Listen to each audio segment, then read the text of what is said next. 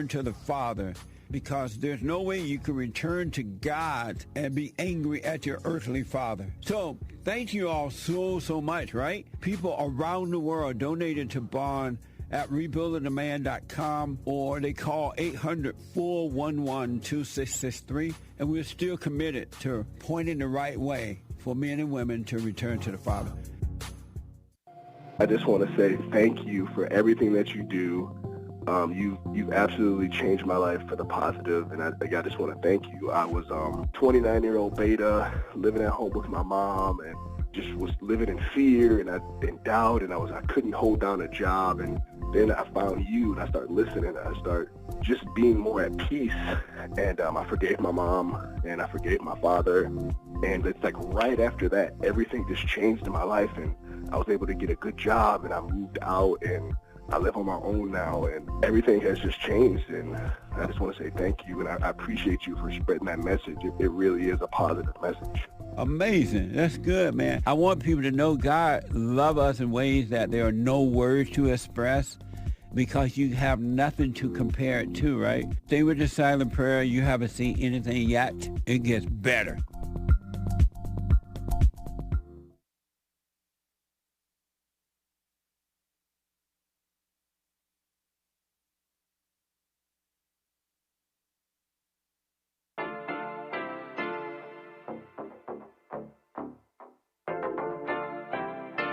Isn't he Mexican? Colombian. He calls himself American.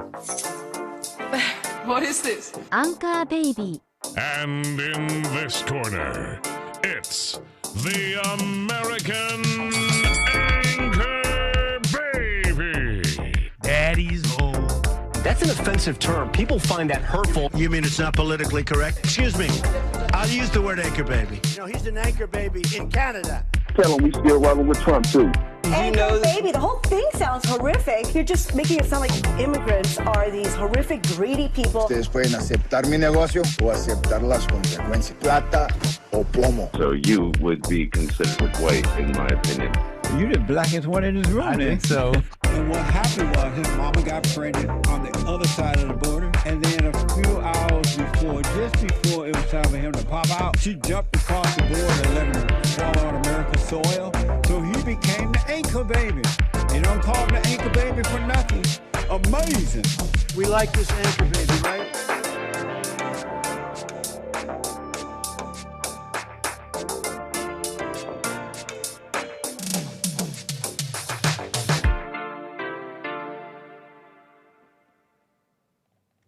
Hello, I'm the American Anchor Baby, and this is my show. How you doing, everybody? Welcome on this fine Monday. What a pleasure to be back. What a restful weekend. What a perfect Sunday. And what a perfect Monday it is to be back. An absolute pleasure. I'm the American Anchor Baby, and I got a bit of a show for you today. I got an actual show for you, and it is definitely my pleasure to bring it on. So, 888-775-3773. You know the deal. I'm in the chair. We got some housekeeping to do. Welcome to the show. If you want to call the Anchor Baby, you got something on your mind, 888-775-3773. It's nice to see you here on YouTube in the chat, already kicking it back. Maybe you're working, but you're listening and you're here and supporting. You're clicking the like. I see the number rising as I speak. Don't be rude. Click the like button. Show some decorum. You're on Rumble. You're watching. I appreciate that as well. Rumble.com/American Anchor Baby. I see you there. DLive.tv/Gorgonzola. Always nice to see you there. And of course, the folks who keep Punchy on their mind and in their hearts. Punchy.tv/Anchor Baby. Many ways to watch. And you've liked the stream. You're here. And it's a pleasure. So welcome, Harmony. What's up, Harmony? How you doing? First time being first, owner of the chat. Is that how it works? Let the chatters chat away, tickle the algorithm, and be nice. Leave a little comment. Tell me what you like. Tell me what you don't like. But of course, what else here? Look, you're welcome. Look, we're here. We're starting. 888-775-3773. I really want to just jump right in. I want to get right into this because you see, there's plenty to get into. feel like I might not even have time. So I really want to kick it off with some of this mess with Colombia. And it's pretty interesting. You know, there's this politics stuff going on, but it's pretty deep, I think. And I want you to tell me what you think. But you may have heard of this spat. This pretty significant diplomatic spat between the president of Colombia and the president of the United States, Donald Trump. And Sunday was a bit of a mess. Sunday was a messy day for the Colombian president.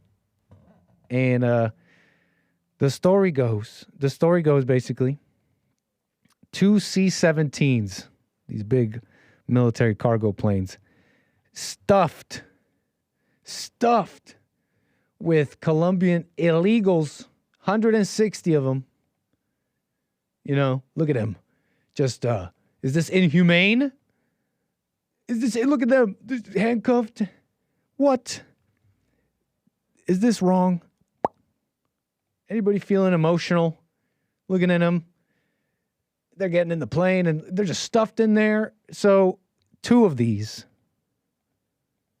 160 of them out of California, on their way to Bogota, Colombia. Bogota, got my Bogota Blizzard on my Bogota block. Bogota white rims on my Bogota. Well, I'll let you finish the lyrics. But look, this flight took off. 2 of these, on their way, they were denied. You can't come in. You can't come into Colombia. Trump, just a little bit shocked, you know, a little bit surprised how this can be. You mean you don't want to repatriate your own nationals who've broken the law? We are sending them back in a flight, all tidy, all clean and safe. So he goes on Truth Social, and he lets the people know what he was informed of. I was just informed that 2 repatriation flights, from the United States with a large number of illegal criminals were not allowed to land in Colombia. This order was given by Colombia's socialist president, Gustavo Petro, who was already very unpopular amongst his people. Petro's denial of these flights has jeopardized the national security. You better take him immediately, or else you get these following penalties. 25% tariffs on all goods. In 1 week, they will be raised to 50%.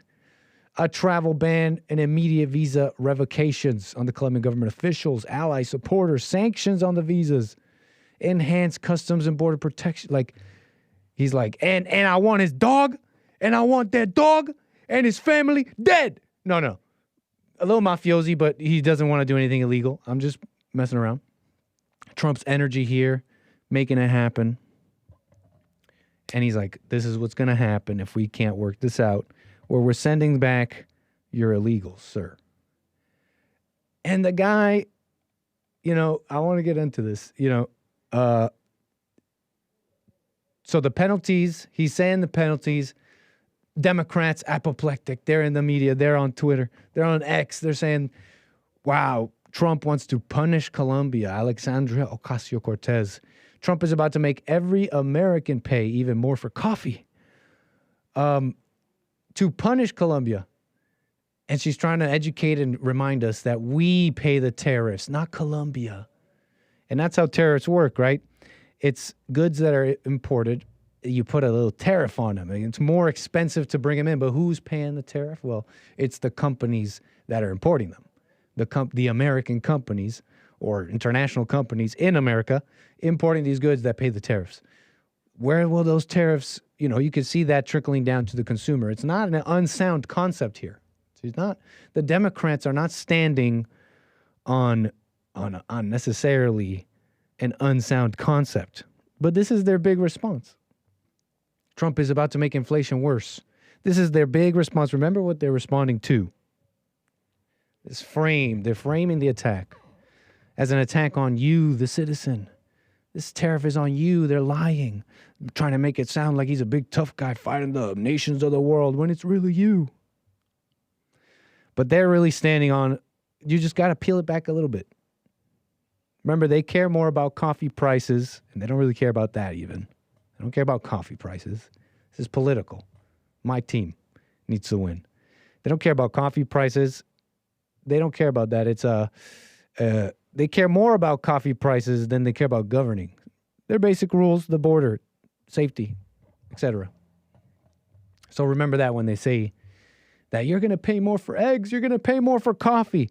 You'd be shocked, maybe, how many Americans are willing to pay maybe a little bit more if some real stuff happens, you know? Gustavo Petro, president of Colombia, crashes out, has a total crash out.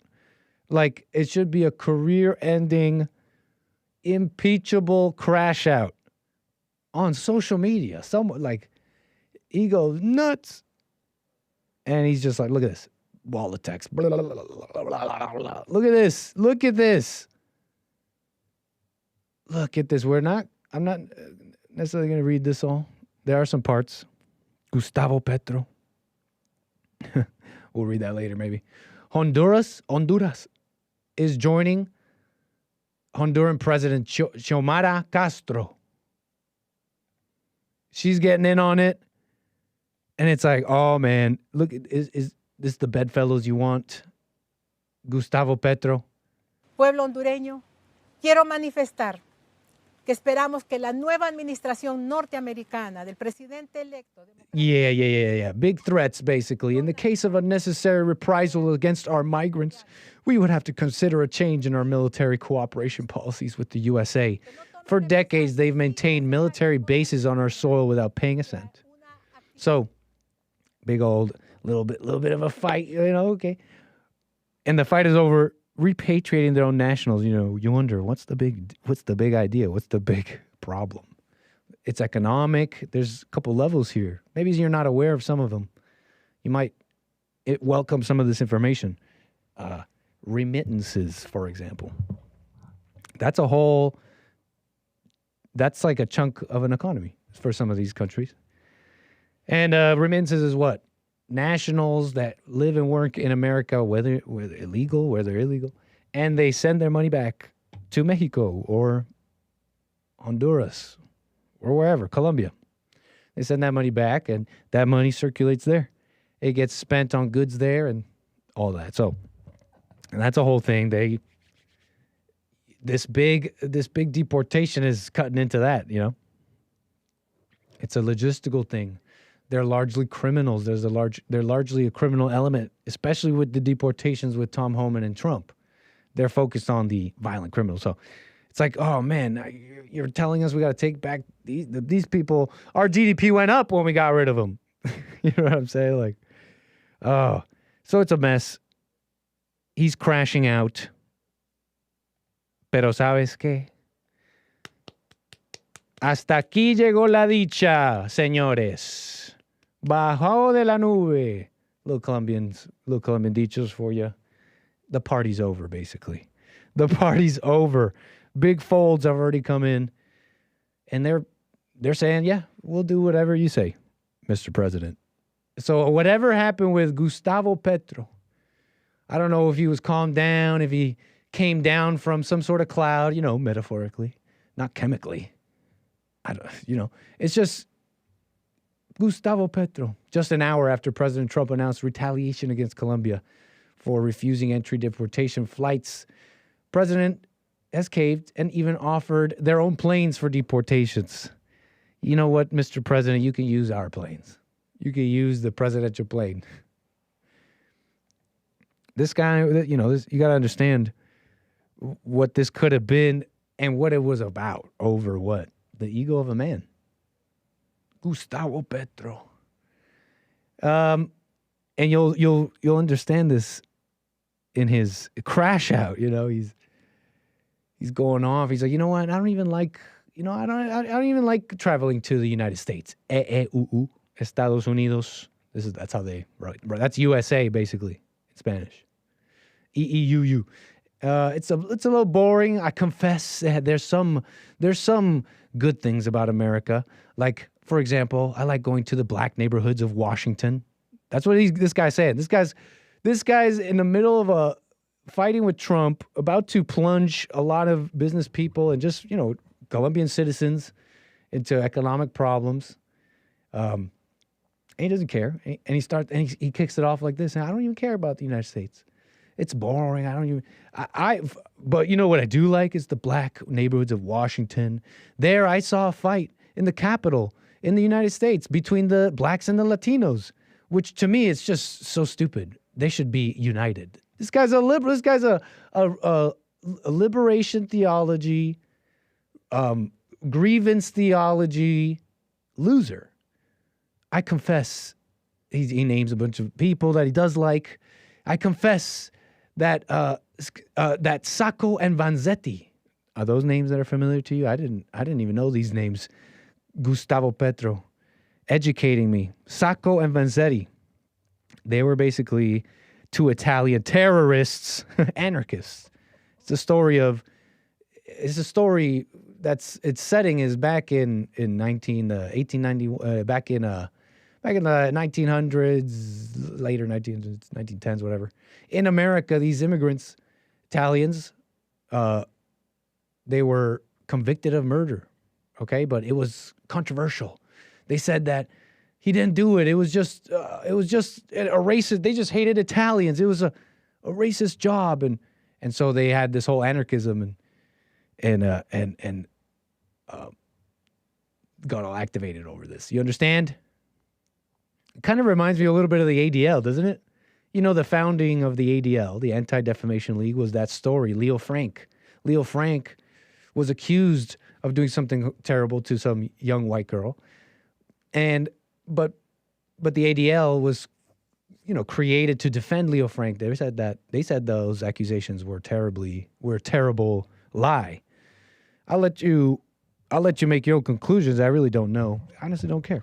But it's this Sacco Vanzetti, these Nicola Sacco and Bartolomeo Vanzetti that Gustavo Petro seems to have such a kinship with, so much so that he says he shares their blood, probably talking about Gustavo Petro, probably talking about his own Spanish heritage.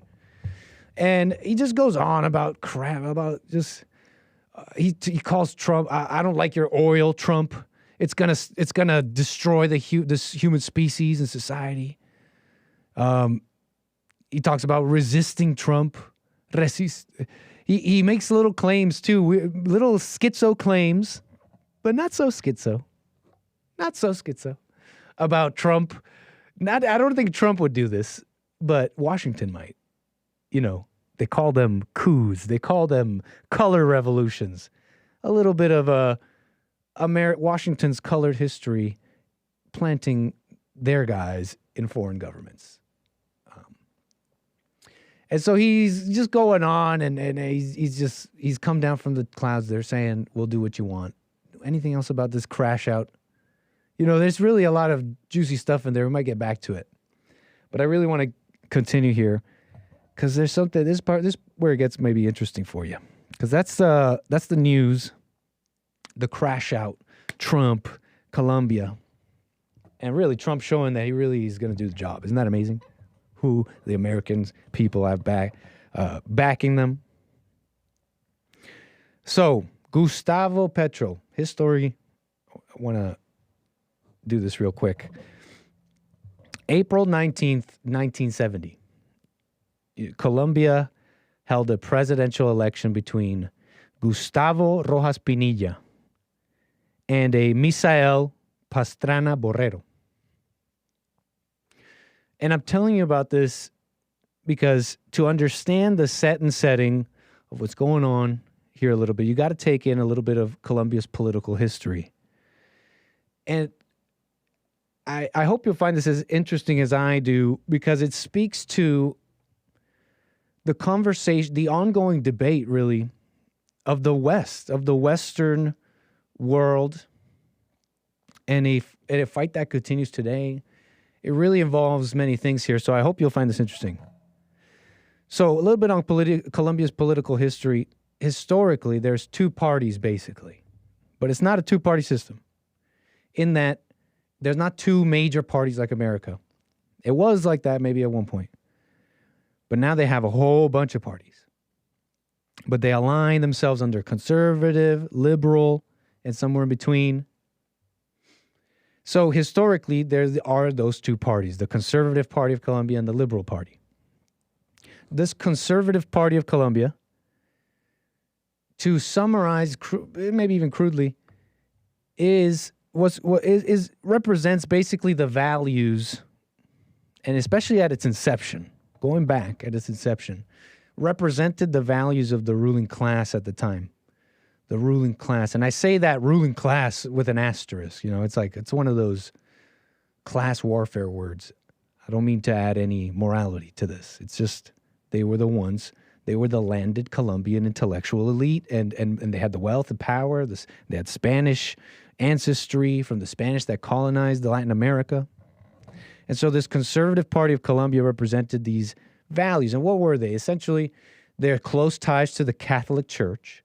The Catholic Church being such a central stabilizing force in Europe and in Latin America and in the colonies of the Western European monarchies. They were, the Catholic Church, for better or for worse, very stabilizing force. It ordered people, it told them who they were, where they, and what their place was in life and all that. It's called stability in a society, for better or for worse.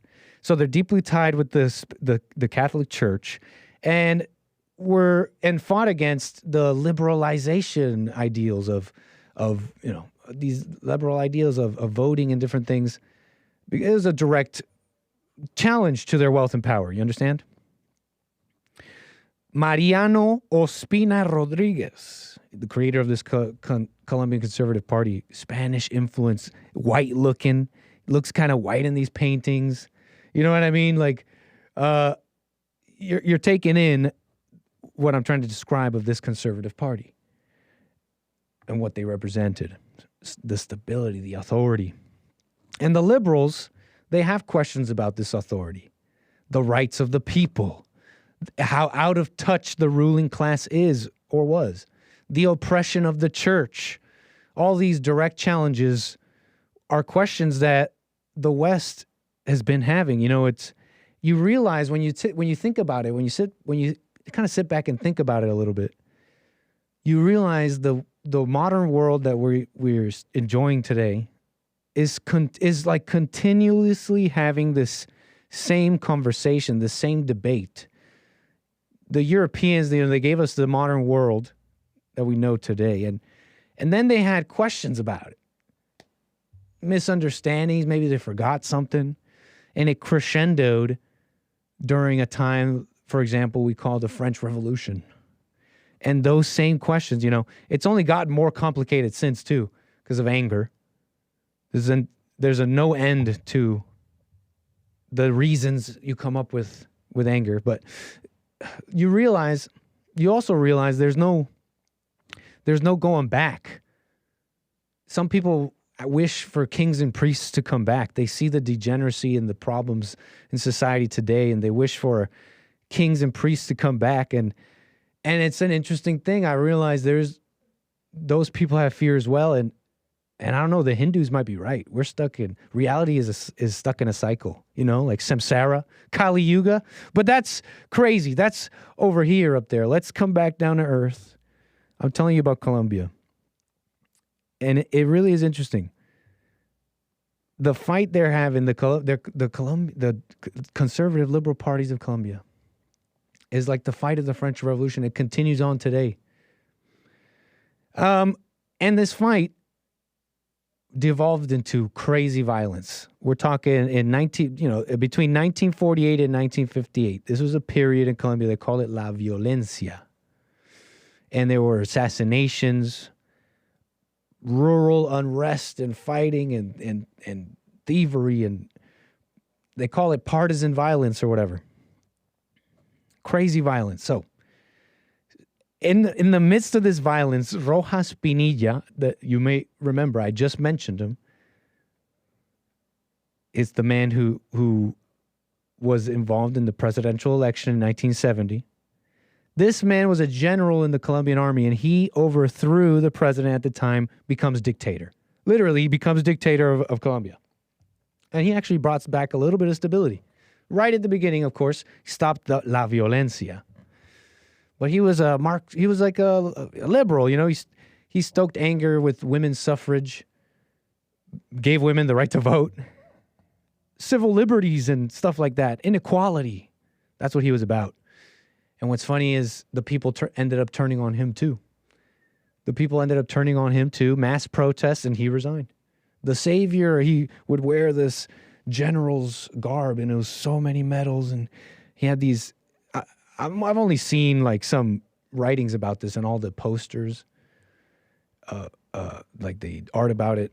So it's not like I was there, but I seen him in pictures, and he's like the de facto dictator, the savior of Colombia, and they turned on him. You taking this in? Like Gustavo Rojas Pinilla. Okay, so what happens? Let's get to April 19th. Why I'm talking about April 19th. 1970 was his political comeback.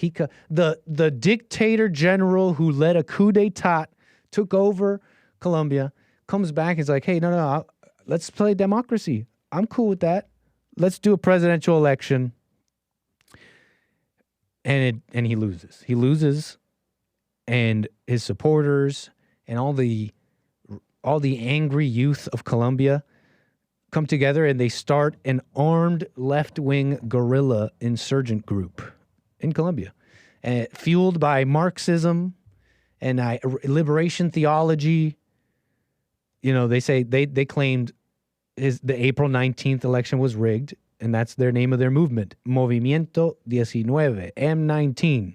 They're since disbanded, but during these years, Gustavo Petro, Colombia's current president, was studying in university and joined M19. He became a guerrillero, went to jail for it and everything. I don't know exactly if he ever did any like violent crimes or anything, but if you know anything about left-wing guerrilla armed insurgencies, they're very violent, or eventually they devolve to violence. A lot of very idealistic, usually at the beginning. 1985. Imagine for a moment, an armed group takes over the Supreme Court of America or the White House, and then the military has to bring tanks in to take them out. And then from the resulting firefight, 100 people die. And we don't have 11 Supreme Court justices, but 11 Supreme Court justices died. Imagine something like that. And that's in America. Well, that's basically what happened in Colombia in what's called the Palace of Justice siege, el Palacio de Justicia. Pretty crazy stuff.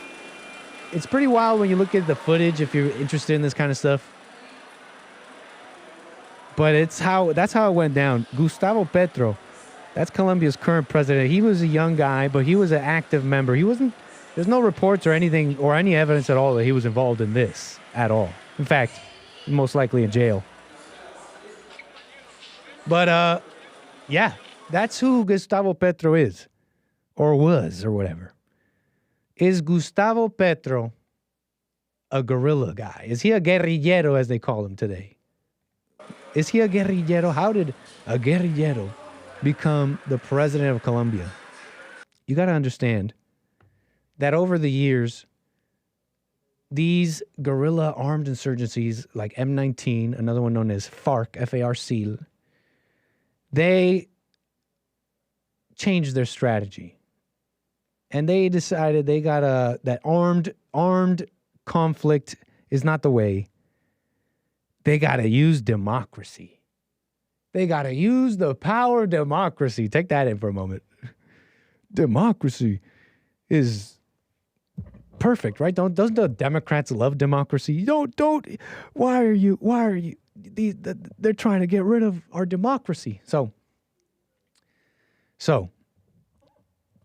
FARC, M19, you're following so far, they change their strategy, they start playing politics, they actually do like agreements, and over the years, groups that were born out of these now defunct groups are now full-on political parties that you can vote for in Colombia today. One such is the one that Gustavo Petro leads, a coalition actually. And you know what? Let's just move on from the nitty-gritties of Colombian politics. Now I have to explain coalitions. It's like, you just got to know that in Colombia, you know, for all the people that say, oh man, this two-party system is so corrupt, we need more parties. You don't want more parties. Look at Colombia. It's ungovernable. All these different parties pulling and pulling, so much so that every party, any party that wants to govern has to basically create a coalition. And so they have to acquiesce. Like, you understand, like, there's all these desires. I basically explained a little bit of Colombian politics to you anyways. So, listen, this ties into something pretty deep about people and how something like this can even happen, I think. You tell me what you think. But, where was I? So, yeah, that's it. That's it. Gustavo Petro, is he a guerrillero today? I'll tell you this. Gustavo Petro's party and their mission statement are built on the same lies that all those left-wing Marxist guerrilla groups are built on. And it's not just Marxism. It's way deeper. And if you realize this, you realize just how many other groups and people and just individuals, even in your life, have given into anger. Anger. It's anger and hate, the wickedness of the heart. They said it's like, isn't that the history of the world? Isn't that the history of reality? Thousands of years, wickedness. And then Jesus was like, you can be born again. So it's like this, you see what I'm getting at? The fact, is he a guerrillero or not? His ideals are the same. Anger, hate, victimhood. Your problems are the fault of someone else. His party today stands for righting the wrongs of inequality. You have to be an angry individual to vote for someone like that. To believe a lie, to believe a charlatan that would tell you such lies. You have to be an angry populace. You have to be an angry people in Colombia to believe a lie that someone tells you your problems are someone else's fault. That the inequality in this world can be fixed in a way that's, you know what I mean? Like that it was an injustice to you personally. That these groups, this or that group or race or whatever, is the source of evil and not you. That you're not your world. You have to be an angry people, an angry person to believe such a lie. Is the president of Colombia guerrillero? Doesn't matter. He's angry. You understand? So he has not learned and he has not changed. So I hope you understand this. I found this quite interesting with the news with Colombia going around, and I had remembered putting together, learning about some of this history. So it was perfect that it came about now. And you know what? I want to take this moment to even plug my own Twitter here, my own X profile. Sorry, Elon. Follow me at Gorgonzola. I'm taking a new stab at writing out some threads.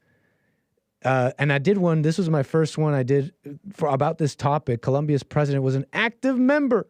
Look how I did this. I did it like one of those threads you see on X. Look at me, ma. Look at me, ma. No hands. So follow me, Gorgonzola. Maybe I'll make more of these, and maybe you'll like them. At Gorgonzola on X. Look at me, ma. And so yeah. What else about this? I hope you found that interesting. Any other? What else did I learn? What else did I realize out of this? Give me a moment here while I collect myself. Dead air. So, I think that's all I wanted to say about this. But yeah, Gustavo, Colombia. Colombia's a terrorist country, man. You know what I mean? Seriously. Colombia's a terrorist. Like, there's really only like 5 countries in the world that are actual armed, that actually have arms. How do I put this? I know this is crude, maybe, but Colombia is of a coalition of a few countries, and I say coalition lightly because it's not like Colombia is part of this coalition, but they have groups in Colombia that are even gaining political power, and one of them is a freaking president that are actually armed and opposed to the Western hegemony. And that's like what? Russia, China, North Korea. Can we just say all of Africa? and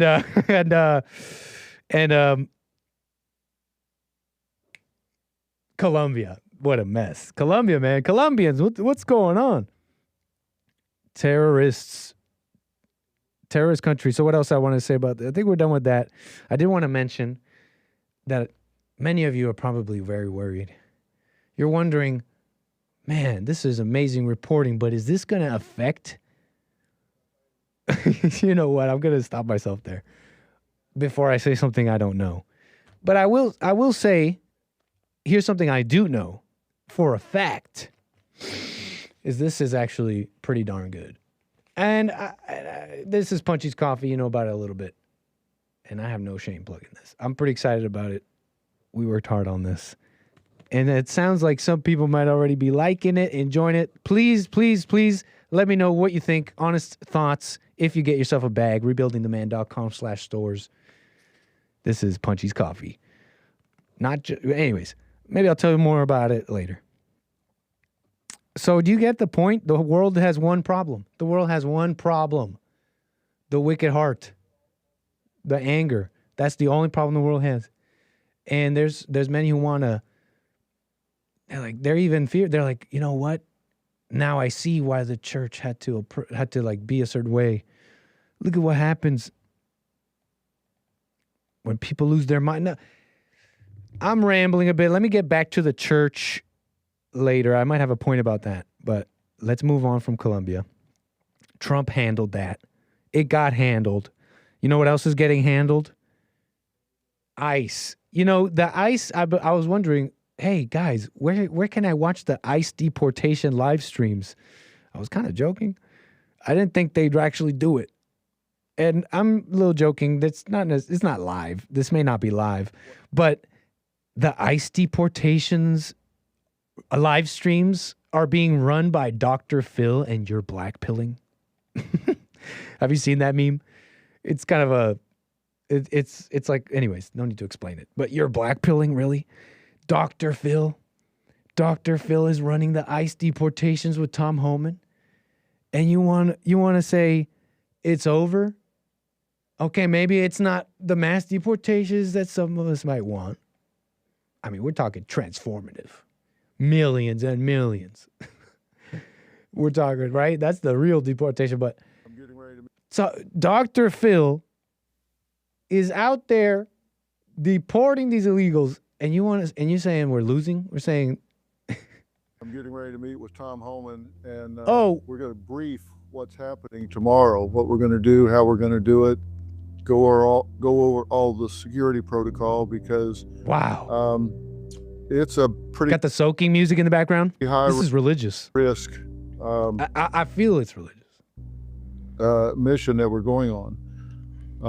This truly is a targeted ICE mission, because they're not sweeping neighborhoods like people are trying to imply. I know that because I've been... What? You're not sweeping neighborhoods? I need you going down those streets, kick your doors in. Hey, you don't have... Hey, excuse me, sir, you don't have a warrant. I don't care. Personally speaking. But okay, Dr. Phil's making sure it's all nice and hunky-dory and very cool. And we're civilized people, and I appreciate it, Dr. Phil. My next guest is an illegal immigrant. You know, Robin, my wife, is an amazing woman, and she doesn't need me for anything. So, I don't know. I'll work on that. Dr. Phil. Involved in this, heading into this, they've identified 270 high-value targets. And what I mean by that is these are known criminals and terrorists. We're talking about murderers, child traffickers. Sorry, I'm just laughing at the music's production value. It's amazing. Child rapists. We're talking about bad actors. Bad actors. Look, he's out there. Excuse me. My next guest is about to be deported. Where were you born? Thailand. Thailand? We got Thailand immigrants? You been deported before from the United States? No. Never been deported? I've been in the system before. Yeah. Yeah. What have you been charged with Charged with? before? I'm not gonna say that. I'm gonna talk to my lawyer. Yeah. Are you a citizen? My mom's a citizen. Your mother's a citizen, Yes. but you're not? Nope. But you've never been deported before? We Dr. Phil. We look like Dr. Phil. Hey, Dr. Phil. Yeah? How do you know me? That Dr. Phil. No, I seen Dr. Phil, you know, on TV. Yeah? Yeah. You could tell Dr. Phil your problems. Is he gonna tell him? He doesn't want to tell him what he did. Yeah. Dr. Phil's pulling it out of him like a mama, maybe. For sanctuary cities, right? We got an illegal alien convicted of sex crimes involving children. Never mind. Tom Homan with the deets, his face on camera, and what he did. Is this Nazi Germany? It's not, obviously.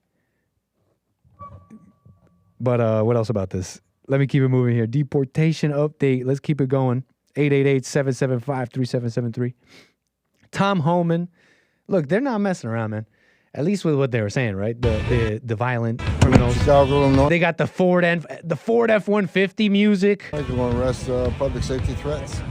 We got all the government approach. We got U.S. Marshals, we got FBI. U.S. Marshals, FBI. We got DEA, DEI, USA. Amazing. Home Depots are empty. Now, this one's interesting to me. This one's interesting to me for a number of reasons, because I'm waiting to see what this is really. Is this odd times, social media hoax? Is this really there's a couple of videos going around, there's probably a bunch, but two in particular, one in Chicago, another in LA, it's a Walmart, a Home Depot, empty. Allegedly because of ICE, all this talk of deportation and stuff. I'm waiting to see if this is really is this just like a chilling effect, or is this hard numbers of actual people, bodies that would have been there otherwise, or should they, that would have been there if it wasn't for them just either hiding or self-deporting or being deported. And it's interesting to me because I was telling you guys about some of the, the concepts are not that difficult, I think, to understand. The economic concepts are really not that difficult to understand about what would happen and what the proposed pros and cons are for both situations. Having immigrants, not having them, amounts, H-1B, so legal versus illegal. And the concepts are not difficult. Like let's say you did an actual mass deport. We're talking all 22 plus million, if it's not double that, not even more. At full deportation, or even half of that or whatever, it would be significant changes and improvements immediately to public transportation, quality of life, just being out in the streets in general, especially in cities and certain areas. Labor. Your labor becomes more valuable. You get paid more. Goods might inflate. Most likely will inflate. The major economic gains of the past 3 years have been foreign-born labor. You're just going and getting rid of it. Or some version of a transition. So you understand those basic concepts, right? So I wonder what this really is. We'll wait and see.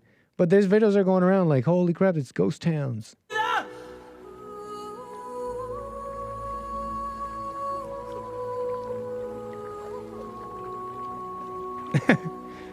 What is this?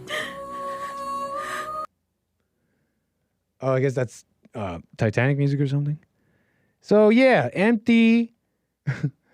ICE is at Walmart. The Walmarts are clean and orderly. Absolutely amazing TikTok posted by a Mexican lady in California who was trying to show the chilling consequences of ICE raids happening in her area. And it's just the cleanest and quietest Walmart I've ever seen. Look at this. Finally, a first-class life. Although empty, totally empty is not exactly a good sign. Like, this is what I mean by economic pains, but I think the ruling class, even the tech bros, even Elon Musk, I like him. I really do. Might be surprised at how much Americans are willing to pay for eggs if they have clean and orderly Walmarts. You know what I'm saying?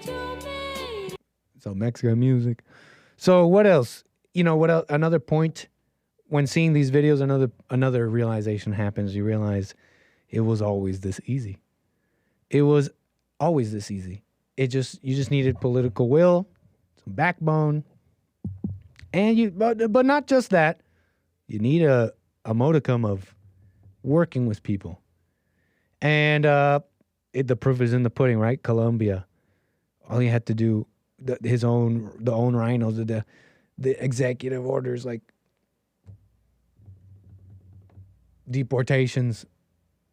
It was always this easy to improve things and fix things. So you get that, right? So that's simple enough to understand. You remember Colony Ridge? This was viral, what? During Biden?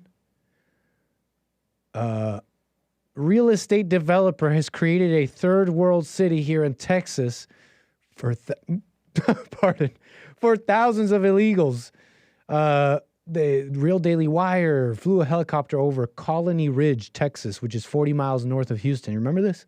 Nearly the size of Washington, D.C., 75,000 people. Developer Trey Harris gives illegals direct home loans so they don't need social security numbers. It's full of gang activity. This was reported on back a few years ago, if you remember. Look at this. I mean, how many years do you have to not enforce the law for things to get like this? For your own, for criminals and the family of those criminals in this country to say, but you can't kick them out. It's like, wow. It's like, that's what would happen if you let like a family member into your house and you know they weren't supposed to be there and you know you got to kick them out. But if you wait too long, they'll be like, you can't kick me out. I live here. I've been here like 5 years. You didn't kick me out for 5 years. I've been here decades. Okay, news is they're going in. Immigration officials are reportedly moving on Colony Ridge. Could you imagine, like, just for a second, and I doubt it's like this, but just for a moment, like, night operation, we got some of these. We got some of these. What are they called? Are they the GV? Are they the GV nods? What are they called? You know, the most expensive night vision for military. These. Descending on Colony Ridge from the north, from the south, from the east. Panoramics. GP NVGs. Okay, $40,000. Holy crud. Jeez. I told you they were expensive. Who's got 40,000? So, look, descending on Colony Ridge, what a mess. What else about this? That's the deportation update. Hope you found that exciting. You know, it's amazing how so many of these nations, and I already told you a little bit why, they just don't want their immigrants back. They don't want their illegals back. Haitian leader says the Trump administration plans will be catastrophic for his country, and I bet you he's exaggerating. But imagine that. Sending Haitians back to Haiti is catastrophic. Sending Haitians back to Haiti would destroy Haiti. Damn. It's like, man, don't say that about them. They can hear you. You know what I mean? It's like, bro, don't say that about you. Bro, I'd like cover the Haitians' ears. I'd be like this with the Haitian. I'd be like, hey. They can hear you. You know what I mean? Like, bro, don't say that, man. These are your Haitians. So, what else about this? That's it. Mass deportations, you know, for some, they see maybe, the question of 22, 30, 40 million illegals Will they be deported? It's kind of still up in the air. It might be maybe a longer term thing. What do y'all think? Trump dynasty? Barron Trump, Vance, those after Trump? Or will they kind of go maybe liberal? Maybe that's up to you, the individual. What do you think? I do know one thing. There's something interesting about the bets being made, and this is my understanding very crudely from far away. And I see some of the bets, and these bets have been going on for decades. One such bet is betting on, to crudely summarize, bodies from anywhere. Just bring them in. We need workers, bodies. Just bring them in. Some want to vet, others, there's varying degrees, but those with the money seem to have made a bet in America. It's like to win it's the GDP race because we have enemies. That's how Washington thinks. I've tried to describe this a little bit, the cult of Washington. They're like, hey, yeah, it's a peaceful world and everybody's peace. But they're like this. They're like this with their fingers crossed behind their back going like, nope, world is still evil and we got to dominate because if we don't, they'll kill us. And there may be even some truth to that. But they've bet on mass bodies, GDP, overwhelming dominance. And I see some of the bets others have made, like China. And they've bet on their people. You don't see them clamoring for these productive immigrants. Just patiently waiting and building and whoa, suddenly they have 3 times industrial power. They may even be totally disrupting American technology. I want to get into that in a moment. Could it be that the winners of tomorrow are the first ones to bet on themselves? I don't know. I want to get into all that. 888-775-3773. What else about this? Let me leave. You know what? Why don't we get into that and we'll come back to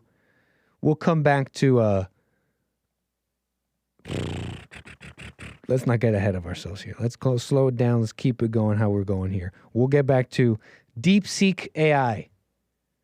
Deepseek, Chinese company, small company.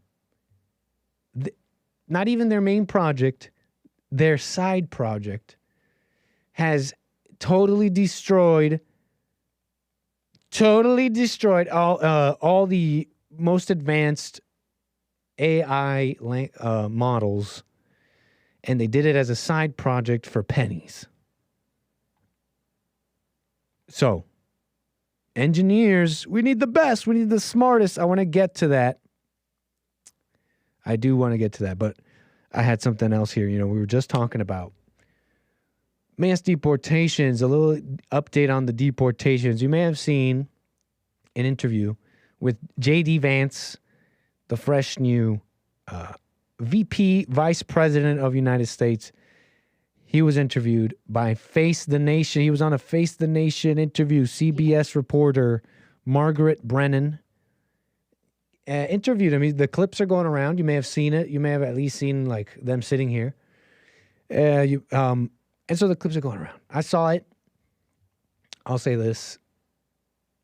JD really was like, whenever when he's talked to, for example, the debate, various interviews, there were the faux pas, whatever they call, with the donut and just maybe looking funny in certain respects.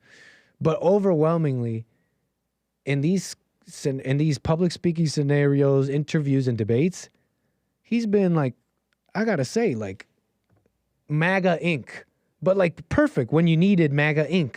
You know what I mean? Like the perfect HR response. But it wasn't a lie either. It wasn't like this HR bad response. Like J.D. Vance is hitting like the right points. He's even sounding like a lot of us.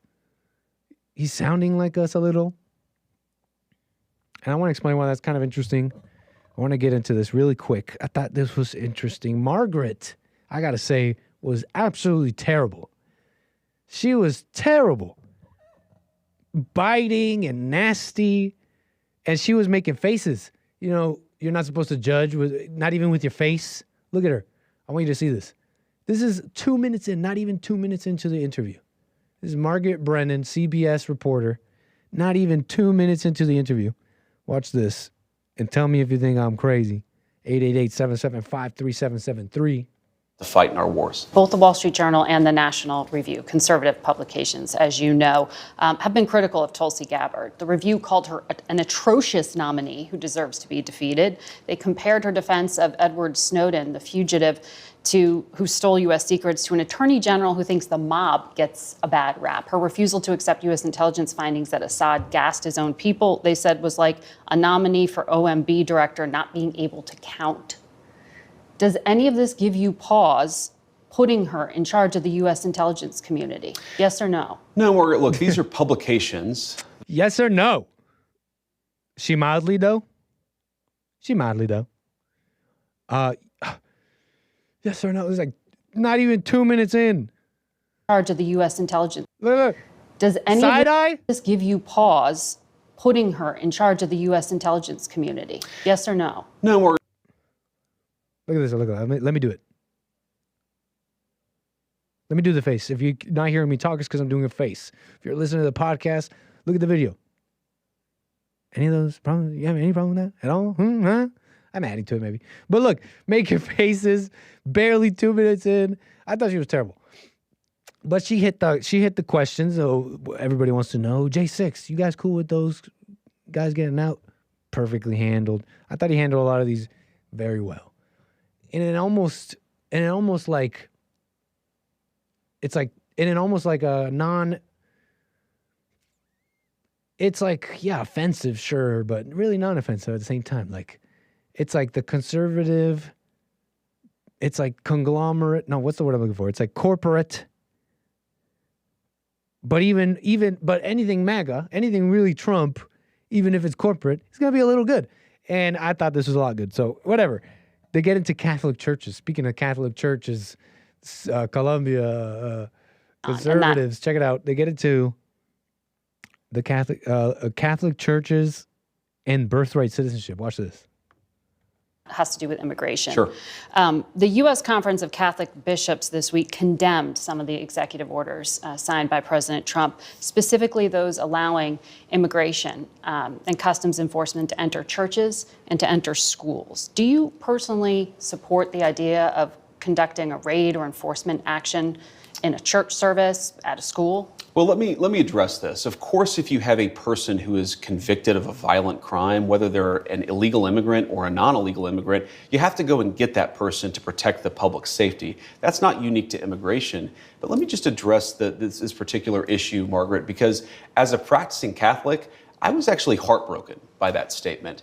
And I think that the U.S. Conference of Catholic Bishops needs to actually look in the mirror a little bit and recognize that when they receive over $100 million to help resettle illegal immigrants, are they worried about humanitarian concerns, or are they actually worried about their bottom line? We are going to enforce immigration law. We're going to protect the American people. Yeah. Donald Trump promised to do that. And I believe the U.S. Conference of Catholic Bishops, if they're worried about the humanitarian costs of immigration enforcement, let them talk about the children who have been sex trafficked because of the wide open border of Joe Biden. You personally let them talk support them about going into people like schools Laken and Riley churches. who were brutally murdered.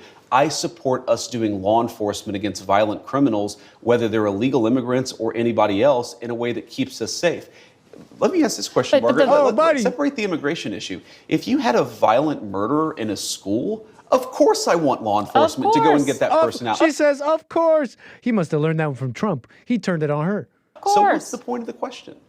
You changed the regulation this week. That's the point of the question. Exactly. Giving the authority to go into churches and go into schools. Which you just agreed to. This is a perfect moment.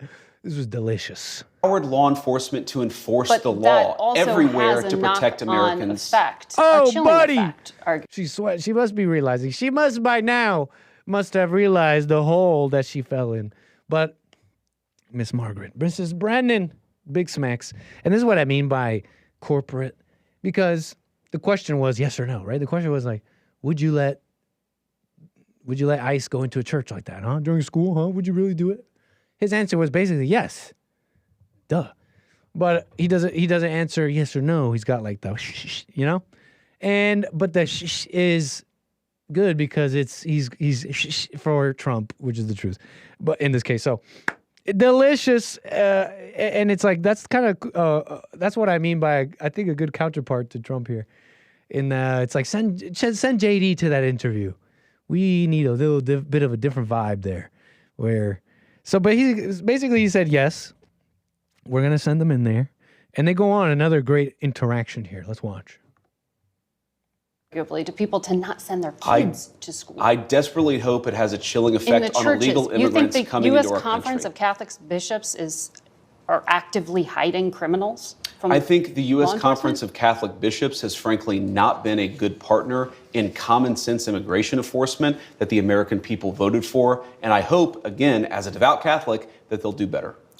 There are 5 legal challenges already. I didn't know he was Catholic. To one of the other. Catholic. Oh yeah, and on Catholicism, I was gonna use this moment to, the interesting Catholicism. You know, I just got finished telling you about the church's deep ties to early Western European monarchies, society stability, and their deep integral part they played in all that. The church, and I even bring it up because I might even bring this up once more. But that integral part they played, and part of that is what? Getting others to play their part. That's part of society stability. It's an interesting thing. And so for better or for worse. And at one point they really were maybe even necessary. But along the way, they lost the spirit. Maybe they never had it. And all they kept was the word, which kills, the letter kills, but the spirit giveth life. But yet they've always, yet their influence was always conservative, traditional, all the politics that came, you know, post-Republic and post-American Revolution and post-French Revolution, they're all the conservatism and traditional values are a callback to that early traditional church. But in the modern age, either because Catholicism has decided to maybe blow with the wind a little, play politics, try and gather influence, regain an influence they maybe used to have. For whatever reason, there's a splinter. I don't even know if you could call it a splinter, but Catholicism has become communist and liberal. And they support immigration. They support illegals. And it's all built on this saving the poor thing. Interestingly enough, Gustavo Petro, the president of Colombia, early Marxist guerrilla, he was a Catholic, is a Catholic. I don't know if still now, but grew up Catholic and spoke about how, basically to summarize crudely, that his version of the revolution was pro-Catholic and pro the church. And it implied, and I bet you there's a thread to pull on here, it implied that there was an ideological change, maybe even a subversion within the Catholic Church. And this may even be something that you could pinpoint. I'll find out for you. So the church, it's an interesting thing. I might bring it up again. That's why I'm leaving it in your minds. But they go on here. What else did he say? I think the last thing he says here is pretty good. That they'll do better. There are 5 legal challenges already to one of the other immigration actions, the order on birthright citizenship. A federal judge appointed by Ronald Reagan, I think you'd agree, has some conservative credentials, sure. Paused the order to end birthright citizenship, calling it blatantly unconstitutional. No more anchor How do babies. you reconcile this challenge to the 14th Amendment to the Constitution? So I obviously disagree with that judge, and these things, some of them will be litigated. That's the nature of our constitutional system. But here's the basic idea of President Trump's view on this. If you are a lawful permanent resident or a legal immigrant who plans to stay, your children, of course, should become American citizens. But let's say you're the child of an ambassador. You don't become... But that's not part of it. Well, that There's is already a carve-out an having to deal important with kids of principle. diplomats. But we're saying that carve-out should apply to anybody who doesn't plan to stay here. If you come here on vacation and you have a baby in an American hospital, that baby doesn't become an American citizen. If you're an illegal alien and you come here temporarily, hopefully, your child does not become an American citizen by virtue of just having been born on American soil. It's a very basic principle in American immigration law that if you want to become an American citizen and you've done it the right way, and the American people and their collective wisdom have welcomed you into our national community, then you become a citizen. Common but sense. temporary residents, people who come in here, whether legally or illegally, and don't plan to stay, their children should become American citizens. I don't know any country that does that or why we would be different. Well, this is common friggin' sense. Take this in, the response. You're gonna love this one. You've heard it before. the country founded by immigrants. Well, this is a country founded unique by... country. This is a very unique country, and it was founded by some immigrants and some settlers, but just because we were founded by immigrants doesn't mean that 240 years later that we have to have the dumbest immigration policy in the world. No country says that temporary visitors, their children, will be given complete access to the benefits and blessings of American citizenship. America should actually look out for the interests of our citizens first, and that means, again, if you're here permanently and lawfully, your kid becomes an American citizen. If you're not here permanently, if you're not subject to the jurisdiction of the United States and don't plan to be, why would we make those people's children American citizens permanently? I want to ask you about refugees. Yeah, move on from that quickly. But you might want to move on from that quickly, Miss Margaret Brennan, okay? You might want to move on there. Next question, right? Pretty nice slappage by J.D. Vance here, but what was I going to say about this? He's talking like us, sort of. Imagine that. You know what I mean? Like the right wing, maybe younger people, online a little bit, millennial, younger Gen X, talking like us a little bit. It's pretty interesting, right? In the White House, he does say. If your kids are here legally, and what does he say, residents and all that, then of course they'll be citizens. And that is closer to how other countries do it, sure. That does fix certain things and puts the policy making of immigration and all that on the right track. But he mentions something. He responds to the whole charge of America being a nation of immigrants and built on an immigration. J.D. Vance responds with the truth. And I'm pretty sure he said that, but he does say he says America was built by some immigrants from some places. I forget exactly how he says it. Child of an ambassador on American soil. Whatever. But you heard him. She's like, it's a country of immigrants. He's like, it was built by immigrants. It was built by settlers and immigrants from some countries, something like that. And he said the truth there. And the fullness of the truth, the fullness is America when they say it's a land of immigrants. That settlers came here.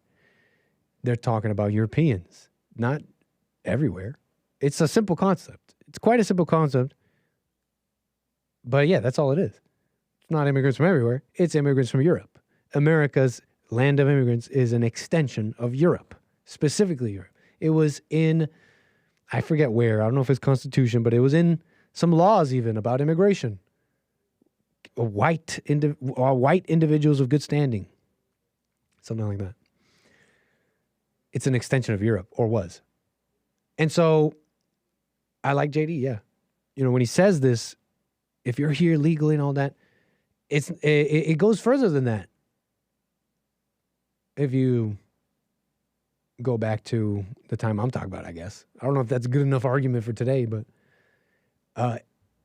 that's what he's getting at, is what I'm trying to make clear. And I see no problem for it to maintain that way. I don't think that's wrong or evil. They're saying JD's a Nazi. They're calling him a Nazi for stuff like this.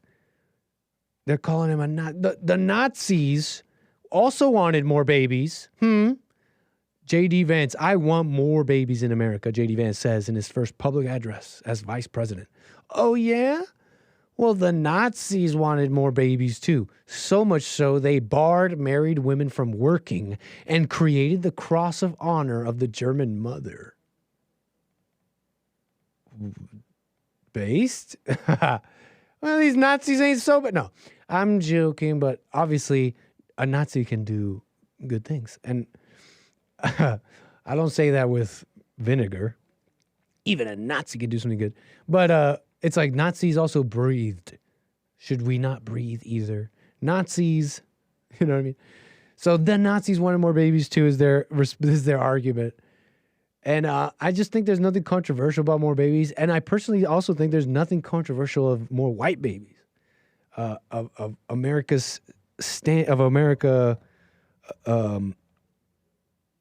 cultural identity. You understand? A cultural identity J.D. Vance seems to want to protect. A cultural identity even Elon Musk wants to protect. He responds yes to this tweet, pardon Elon, this X post by someone describing, well, actually this person posted a video of Elon. It's Elon talking about that. There's value to culture. We don't want Japan to disappear. Or Italy, he says. We don't want Japan to disappear. We don't want Italy as a culture to disappear. We don't want France as a culture to disappear. I think we have to maintain the sort of reasonable cultural identity of the various countries. And one of those, if I may, Elon, I really do like you. If I may, one of those pillars of this cultural identity is America's extension of Europe. That's it. Not a multicultural honey melting pot of every freaking country of the world. It's just simply not true.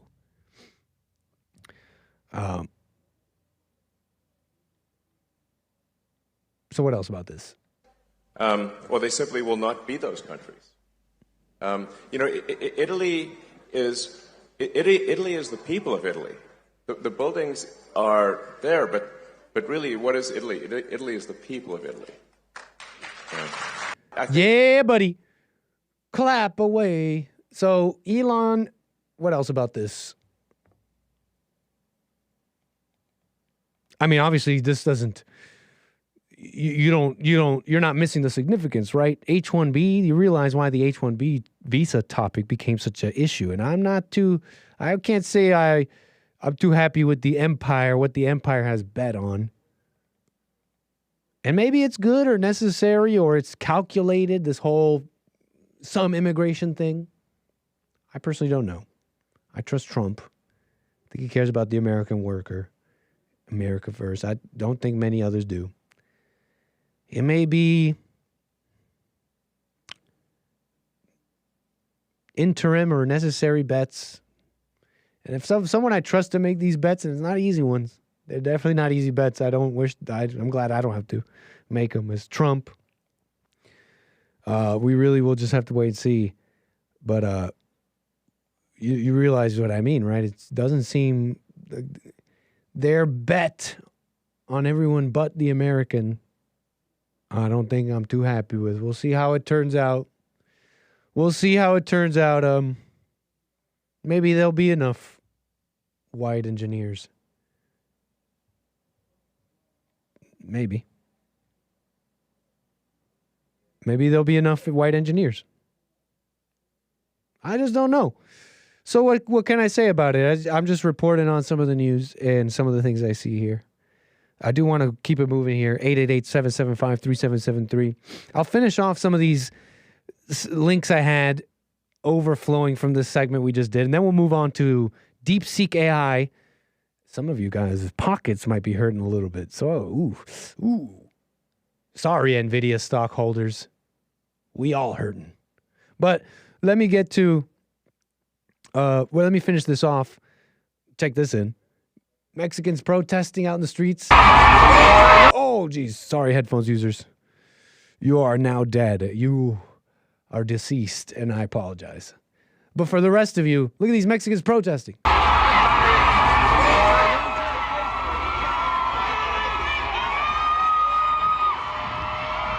What the?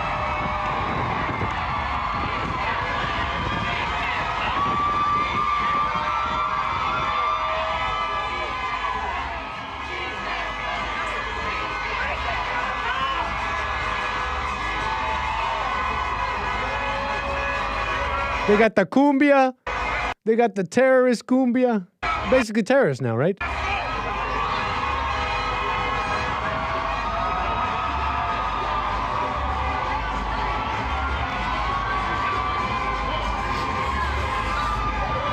This is incredible. The low morals, the low moral thinking of the Mexicans, angry. If they are not M19 members, if they're not members of left-wing guerrilla groups themselves, they sympathize with them because they have anger. You have to be angry. You have to be an angry people and an angry populace to agree with this, to think those illegals that they're victims of some crime, that America and Trump is doing something to them, when this country's been nothing but accommodating. And beyond that, they want to give their country away. Many people here, and the attitude and the only thing they receive back from them is contempt, lies. Even if they're your allies, oh no, I love white people if they agree with me that we're oppressed and we need the liberation theology essay. You know what I mean? It's like. This is our land too. So it's like all they're getting is contempt. You have to be an angry people. So there is I've stressed this numerous times in today's show because it's becoming clearer to me how there really is only one problem. And it's become so complicated thanks to angry people. And angry people they start having conversations in their heads with others. They make groups and organizations. And these organizations they have all these conclusions that the colonialism and thisism and thatism did this and that.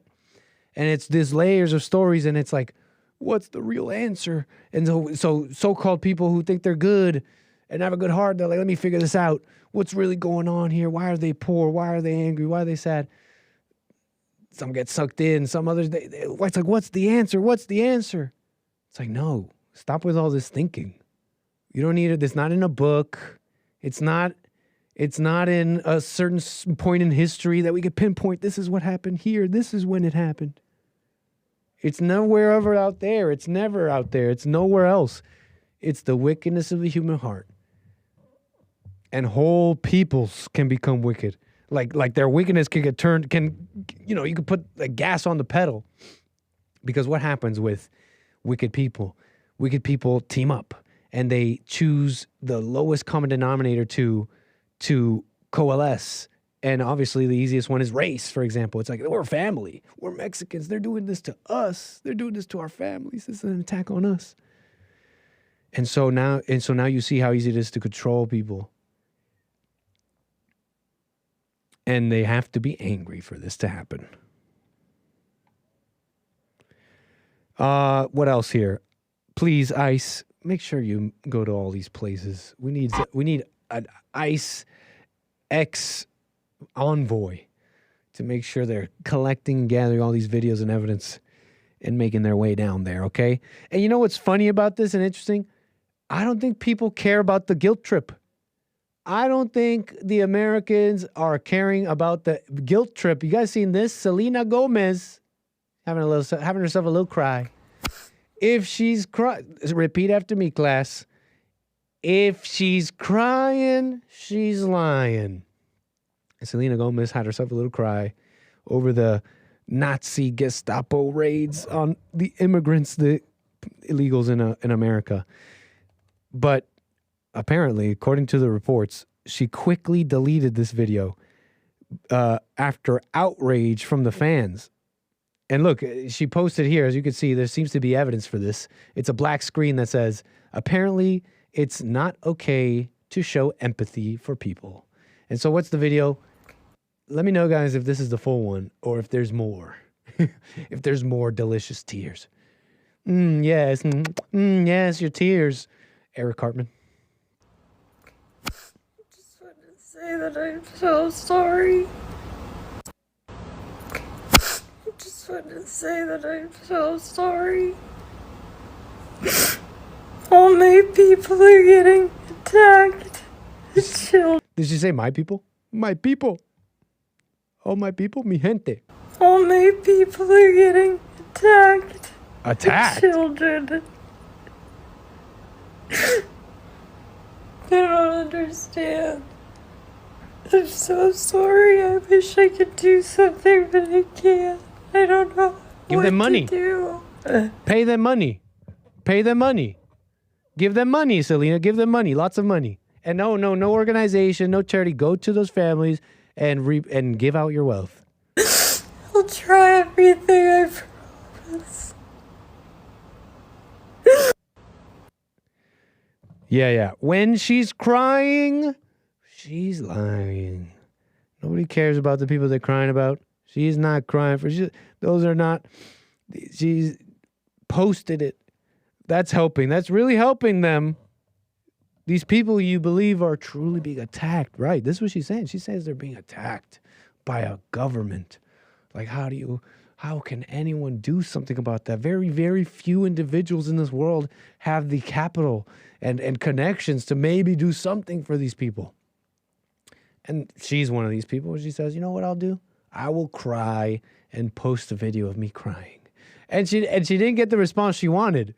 That's the funny thing. She didn't get the response she wanted because if she's just speaking the truth, right? It's like, all right, you guys don't believe me? You guys don't care? Fine.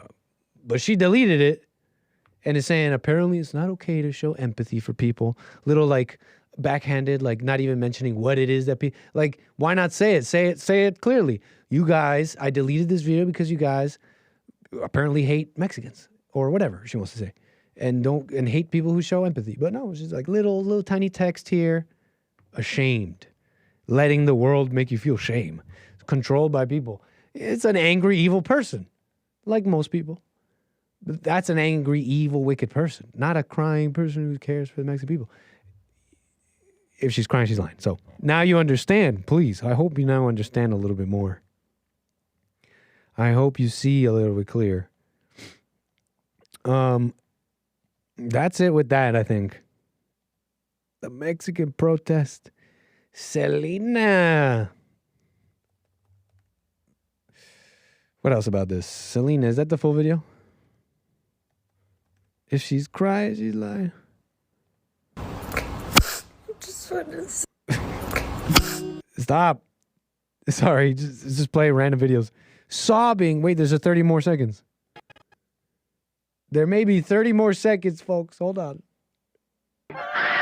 Surprise fees? Not here. While some other tax preparers leave you guessing. They got me again. Does she know she's an ad? Does she know she's an ad? Just wanted to say that I'm so sorry. All my people are getting attacked. Children. I'm sure they're being treated just fine. I don't understand. I'm so sorry. I wish I could do something, but I can't. I don't know what to do. I'll try everything, I promise. Just wanted to say that. Oh, that is the full video. Okay, so that's it. That's how that goes. That's it on that. Right? You guys remember that time Kid Cudi made Selena Gomez cry? I think they were smoking pot. Bad. I think they were smoking the pot. And they were on like an Instagram live. And Kid Cudi has like no chill. Yes. You ever seen this? Just to show maybe how emotional and fake even she is. But that's how most, just so you know, this is how everybody is. Don't go thinking you're better than Selena Gomez. On my Instagram. Okay. You think I could go live on Facebook? Could I do that? I mean, you can do that. Some people do. Kid Cudi is like a rapper or he was. Yeah, is that what the people do? You remember that lady that went live on Facebook? She got pulled over by the police and they shot her husband? Yeah.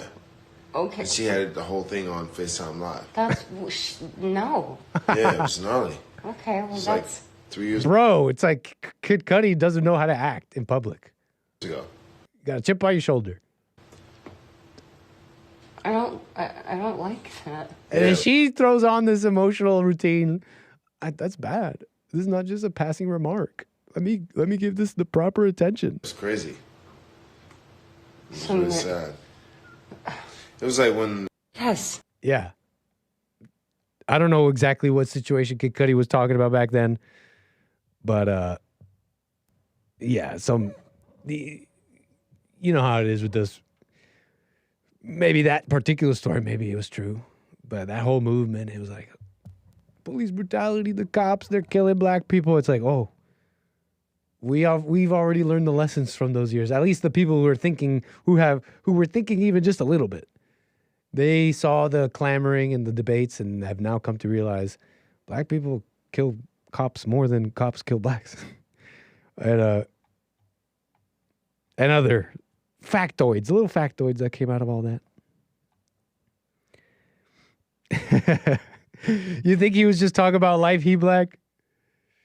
Nah, I get the impression he doesn't know how to act. But she's worse. He just basically said like Black Lives Matter. So what else about this? Let's keep it moving here. You know when I'm burning up, folks, I'm gonna run over there. I'm gonna press that button on that fan. There's gonna be no person in this chair. You're gonna have to deal with it.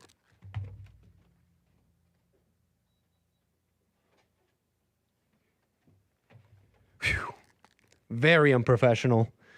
But we are feeling the life of this fan. Life is coming back into me. Let's move on here. I want to get into DeepSeek. Big challenges happening. And some of you have already felt it a little bit with the stock market. Whoa, the stocks are tumbling. What? The stocks are tumbling. Quick. It's opened just a few minutes ago, and it's not pretty.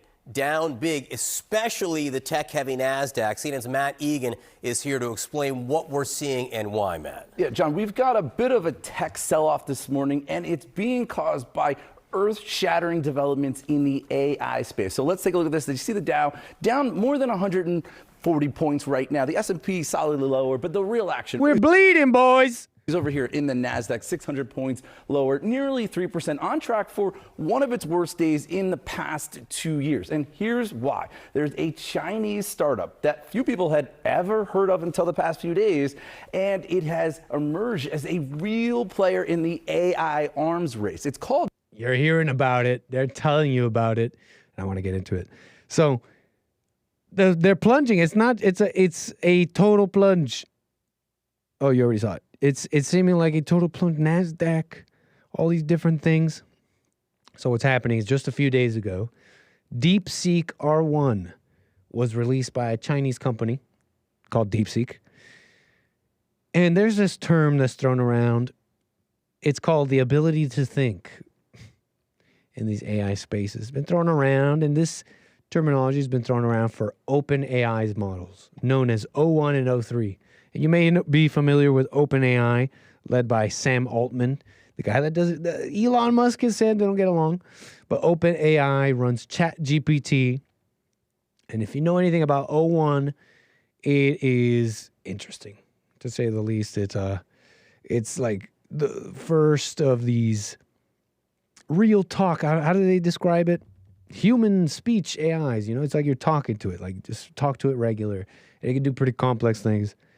O1. I've told you my thoughts about AI and complexity and all that, so I'm going to stop myself from getting into that. I have previous episodes on that. But O3 is their flagship high-end model that's like $200 a month. That's how they're billing this stuff, $200 a month.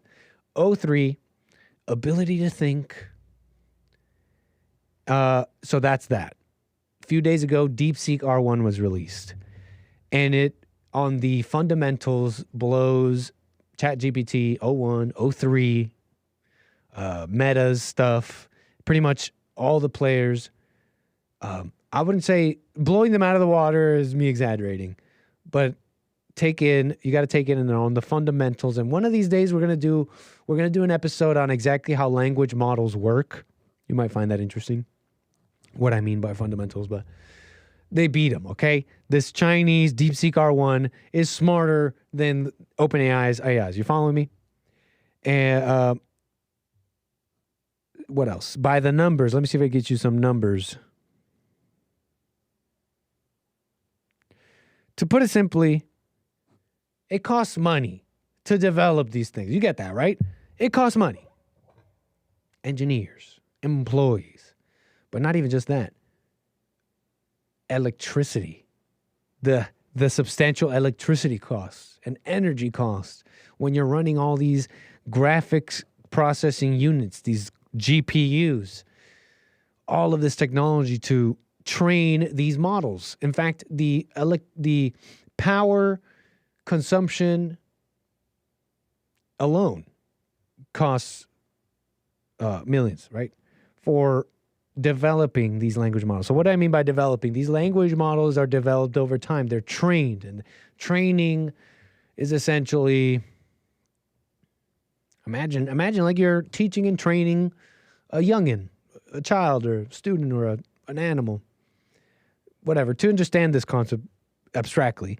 That's what this training is. You're training with scenarios and it depends on the AI model, but you're training with scenarios, etc. With data sets. That's what they are. You're feeding data sets into these models and they're being trained. Okay, this training takes time and money. This Deepseek R1 was trained for what they're saying is $5 million. Let me give you some numbers. 10 years ago, OpenAI was founded. It now has 4,500 employees. It has raised $6.6 billion in capital. Deepseek, the Chinese company, was founded less than 2 years ago, has less than 200 employees, and their whole language model was developed and trained for about $5 million. On top of that, R1 is totally open source. It's crazy. The whole method they use to develop it, the methodology, all the information, the data sets, how to run Deepseek R1 on your own hardware, free for the world. That's what this company did. Totally free for the world.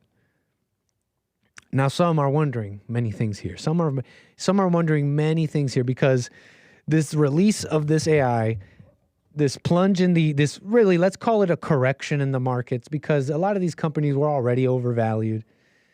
People were just wondering when the correction was coming, what it would look like. We'll see what the future holds, so let's not get crazy here, but the implications here are significant. And it's left people wondering a number of things. Is this the downfall for U.S. tech companies? We'll see. Is this a gift for humanity from this company? I think so. It's pretty amazing. And I don't think just a gift because they were like, this is so important. I think because they have so much more in the back. You know, this is the crumbs. And I'll tell you my thinking here in a moment. Is this a Chinese psyop? Some are wondering. This is just a Chinese psyop to get us to think that they have money. And you know what? I'll say this. I don't know. I don't really know.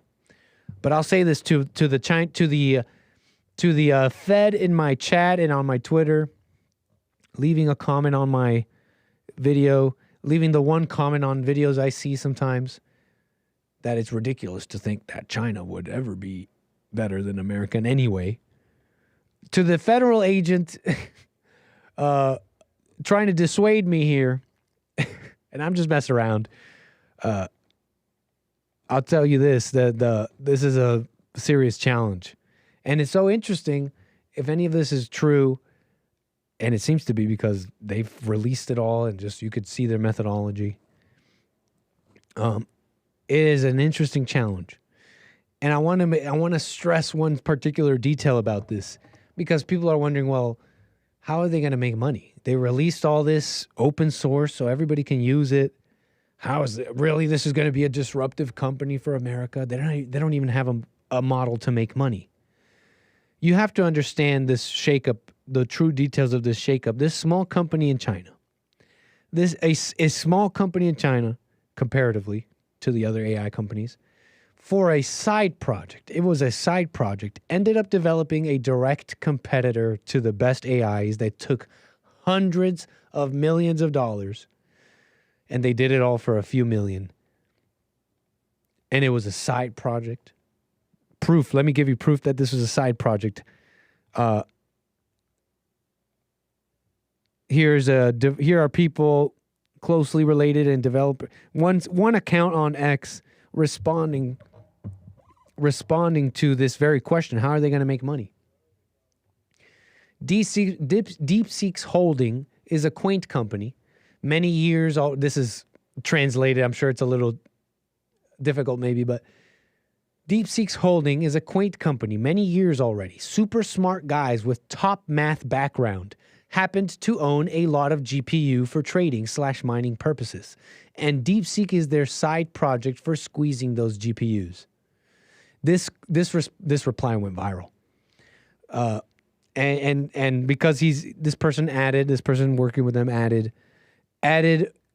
the key to understand this here.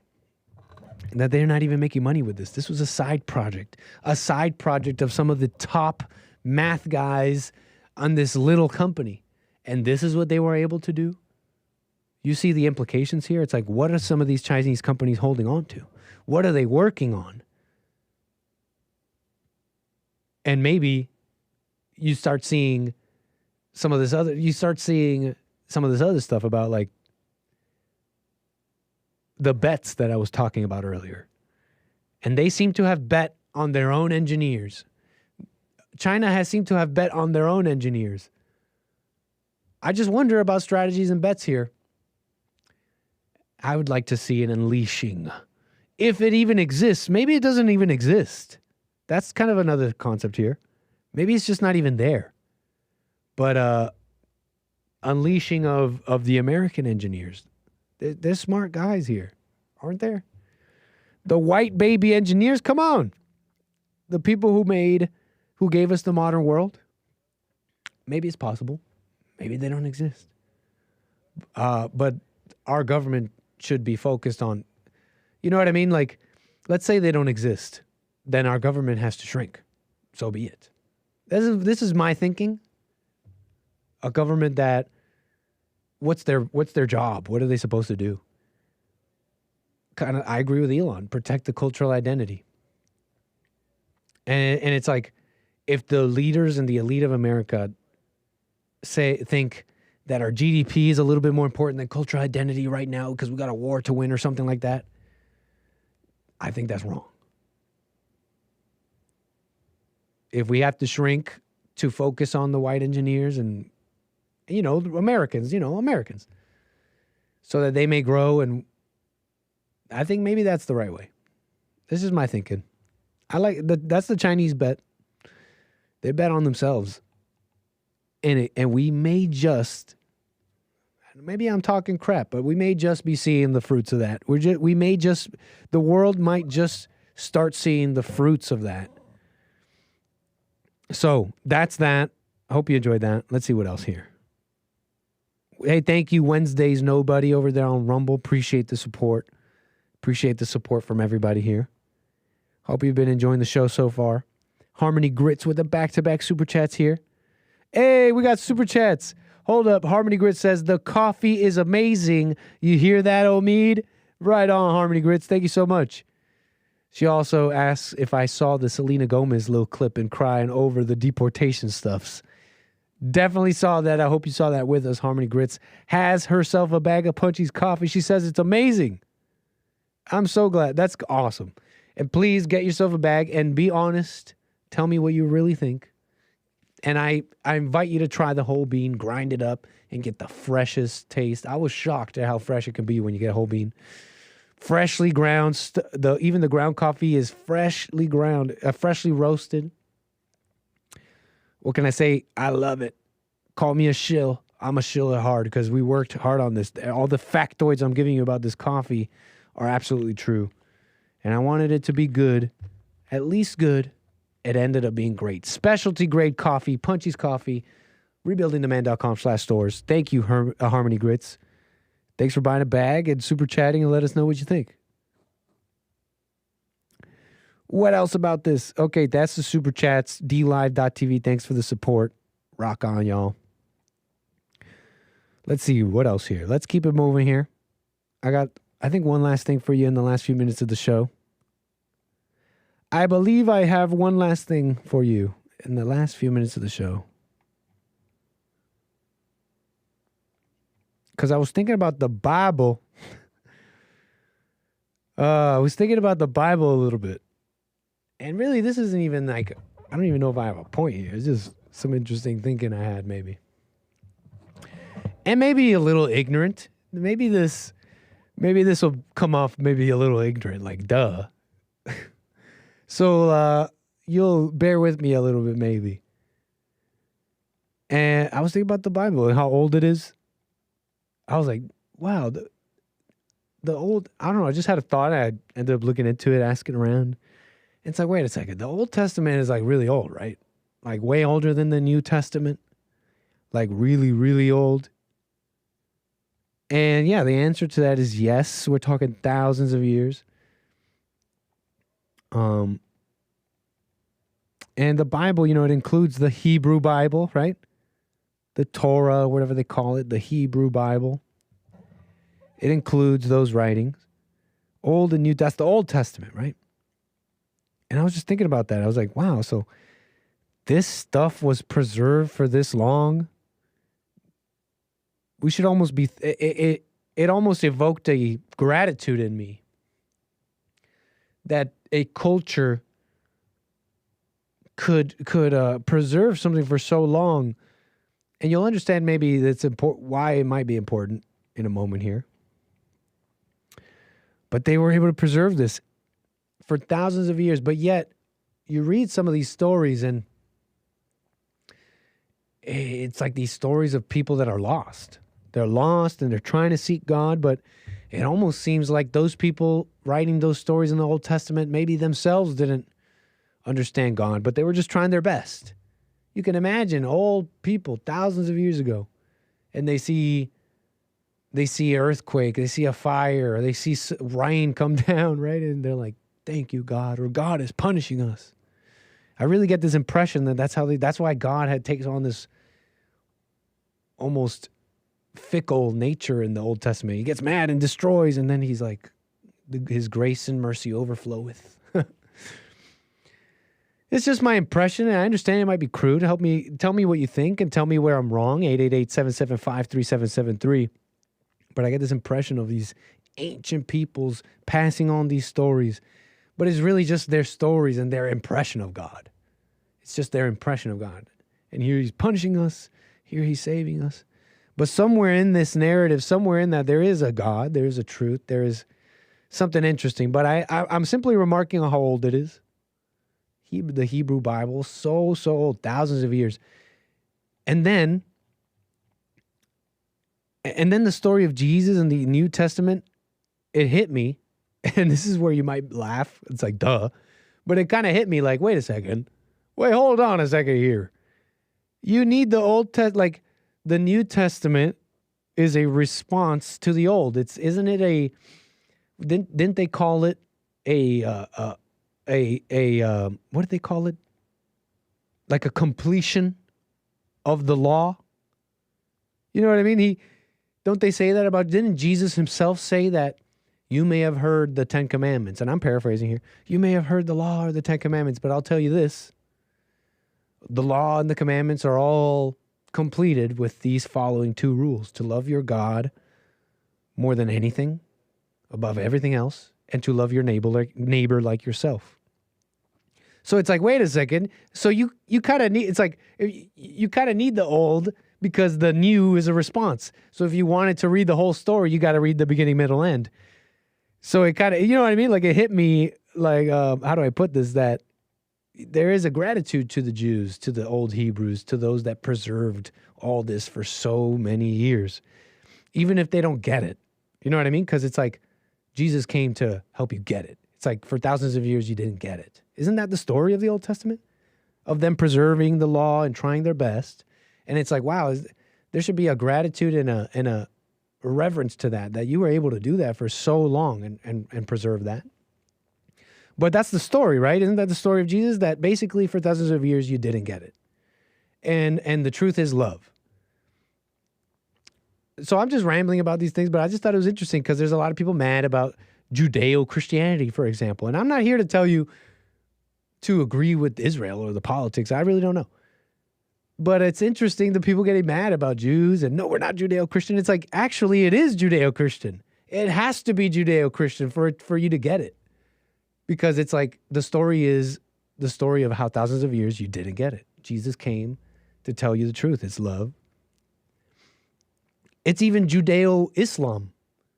Didn't the Quran come even hundreds of years later after the Bible? And it's their own take on it. The Muslims, and Muhammad and whatever, and their own take. It's everyone's their take. So you see what I'm getting at? It's like Judeo-Islam too. All that is, it's just a reference to some of the oldest texts. It makes me think a little bit about the Vedas, the Hindu texts, which are even older than the Hebrews. Some of the only few are older than the Hebrews. And those Indians, man, those Hindus, for all the stuff being said lately and all that, it's a mess, you know. It's like, I bet you it's anger too, by the way. You seen those Indian women? Feminists. It's anger too, I bet you. That's what's going on in India too. The implication being that they could come out of this. Isn't that beautiful? But it makes me appreciate the Vedas. I think about the caste system, and it's very easily derided. Like, these backwards Indians, what the heck is wrong with them? And there's some truth to that, especially India today. But before we're so quick to look upon the caste system, for example, as something so dirty and nasty and backwards and stupid, I realize, just like the Catholic Church had its place in its time, India's caste system had its place in its time. And all its purpose was what? Stability of society. I bet you, deeply tied in its history, the Vedas, the early religious texts, the ones that became before the Hebrews, I bet you it had its purpose. It ordered society. It saved lives, probably for some time. So shout out to the Vedas, shout out to the Hebrews, the Indians, some of the oldest writings of philosophy.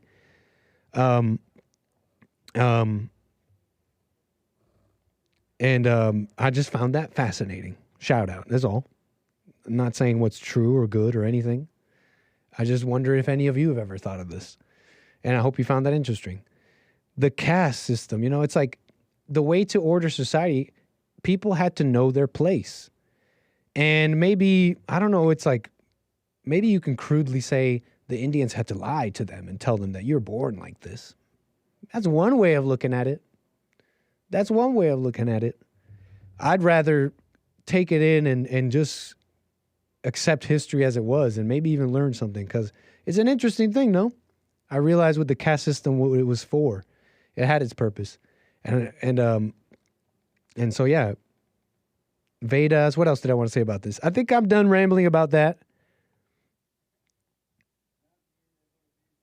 I want to get to some of these super chats, and I got a caller here, 888-775-3773. Let's see, what are you saying in the super chats? Kale Samogi with the super chat says, Jews and Muslims are better Christians than most Christians. That's a controversial one, Kale. I wonder if chat turned on you. And I bet you that's true in some cases, truly.